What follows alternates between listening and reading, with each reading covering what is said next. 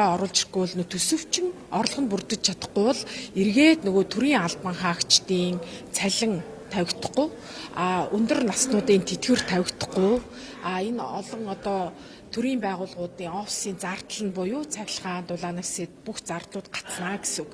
Тэгэхээр энэ олон нөгөө төсвийн тэнцэл баланс шийдэж байгаа шүү дээ. Яг айлын орлого зарлах шиг тухайн Монгол улсын төсвийн орлого, зарлага, орлогын дан янз бүрийн татруудаас хүн амын орлогын албан аж ахуйн нэгж, амнаад, нөөт бүх юмнууд орж байна. Тэгээ нөгөө талдаа зарлага, сайн юм нийлсэнчлээ хөрөнгө оруулалтын зарлагууд гэдэг. Тэр энэ хоёр талаа зэрэг авч үзэх хэрэгтэй. Эдийн засагч хүний хувьд бол би тэгж хэлнэ. Яагаад вэ гэхээр хүсэл бол хаана аль талд нь ч байгаа. Маш их мөнгөтэй болоод улс их орноо хөгжүүлээд дэд бүтцээ сайжруулад бизнесийн орчныг гоё болгож ийсэн төсвийн орлого их баасаа гэж хүснэ төр засаг. Нөгөө талдаа аж ахуйн нэгж, хувь амын орлогын дотор хүмүүс татвар бага багасаа сайхан амьдрах хийсэн дарамт хичээл багасаа гэж үснэ. Энэ хоёрын тэнцвэрийг олох ёстой. За тэгээд энэ олон төрлийн татруудын аль нь иргэнд эцсийн бүтээгдэхүүн дээр, эцсийн үйлчлэгэн дээр хүнд ачаал дарамт үзүүлж бас авч үзэх ёстой. Жишээлбэл бид нар ярьдаг эцсийн бүтээгдэхүүн төлж байгаа буюу тэр иргэн дээр маш их татвар ногдчиход байна. Нөөтийн 10% ч гэдэг юм уу.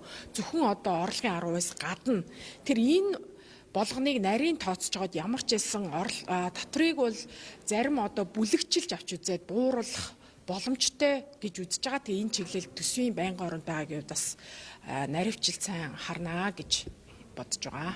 Машины татвар нэмэгдсэнтэй холбоотойгоор иргэд бас татвар нэмэгдлийг эсэргүүцээд парламентод гарын үсэг цуглуулж эхэлсэн 33 мянган иргэн гарын үсэг цугларчээ. Тэгэхээр машины татвар буурах боломжтой юу? Яг одоогийн байдлаар бол импорт нэмэгдсэн, төгсрөл болгоомжтой ер нь бол энэ татвар хураамжтай. Автомашины тэр татврын зарцуултыг бас бид нар илүү тодруулж авч үзэх хэрэгтэй юм билээ.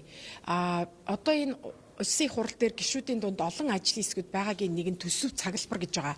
Төсвийн ажлын хэсгийн дотроо төсвийн хөрөнгө оруулалт, төсвийн урсгал зардал, төсвийн урсгал задрын ажлын хэсгийн дотроо эдийн засаг, нийгэм, төрийн алба гэд хөдөө аж ахуй гэд салбарууд тоогдсон байхгүй. Яг л төсөв гэдэг чинь нүсэр том бүтэц, дотор нь маш олон төрлийн салбар асуудлууд буюу нөгөө олон яамдын асуудлуудаар төсвийн ерөнхийлөн зархичид. За ингээд шууд төсөвт орж байгаа тэр орлогын албан татрууд гадна саяны өөрөж хэлсэн төлбөрүүд бас байгаа. Тухайн сангийн мөнгийг бид нар олон жил шүмжиж ирсэн шүү. Жижиг дунд үйлдвэрлэлд дэмжих сангийн мөнгө яатсын, хөдөө аж ахуйг хөгжлийг дэмжих сан яасын, сум хөгжүүлэхийг дэмжих сан гэдэг сангуудын ил тодол байдал маш чухал гэдэг шиг өөрийн чинь асуултаас адилхан уялдаа холбоотой бид нар тэгээд эргээд харийн яамд нь тодруулга илүү дэлгэрэнгүй мэдээлэл өгөө гэд явуулсан байгаа. Ер нь бол төлбөр хаана яаж зарцуулж ийн эргээд нөгөө автозамаар үйлчилж байгаа буюу жолооч нарт иргэдэд үр ашгаа өгсөн тохиолдолд эргээд жолооч нар тухайн татрыг төлөхдөө бас дуртай байна штэ. Өөрсд нь эргээд нөгөө бенефит буюу үр өгөөж ирэхгүй болохоор хүмүүс яагаад татвар төлж байгаагаа ойлгохгүй л болдог. Тэгэхээр татрын гол зэрэг төр оршихвол татвар авах хэрэгтэй зайлшгүй гэж байгаа. За төр оршиж байгаа татвар авж байгаа бол иргэдээ аж ахуйн нэгжүүдэд дэмжиж зөв шударга бөгөөд таатай зөв тэр өрсөлдөөнийг бий болгоод амьдруулах орчныг бас бүрдүүлэх л ёстой. Хууль эрхцээ орчныг бүрдүүлэх л ёстой.